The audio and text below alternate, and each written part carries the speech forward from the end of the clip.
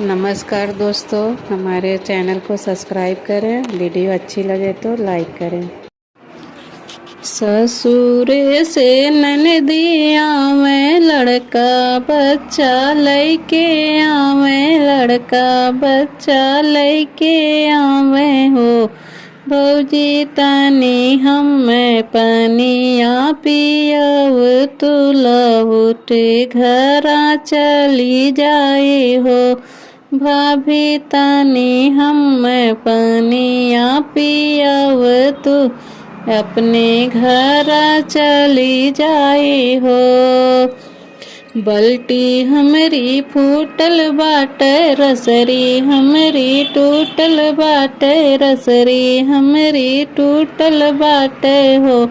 ननदी कुआना के पनिया जुरायल, लौट घरा चली जायू हो। ननदी कुआना के पनिया झुरायल, लौटे घरा चली जायू हो। ससुरे से ननदी आवे, लड़का बच्चा लैके आवे, लड़का बच्चा लैके आवे हो।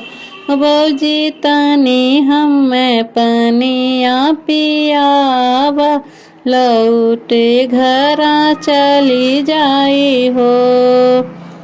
एकर नाही माँ के भाभी, एको नाही माँ के भाभी हो। भाभी तनी हमें तेलवा जो दे, तू लगाई घरा चली जाई हो। भौजी तनी हमें तेलवा जो दे, तू लगाई घरा चली जाई हो। तेली हमार दूर बसे, सरसों हमरे पाला मारे, सरसों हमरे ताला मारे हो।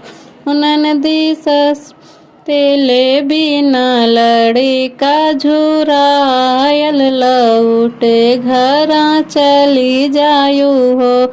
ननदी तेले बिना लड़का झुरायल, लौटे घरा चली जायू हो।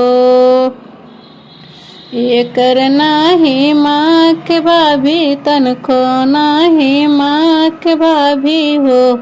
तने बीरना के हमरे बोलावा, मिले के घरा चली जाई हो।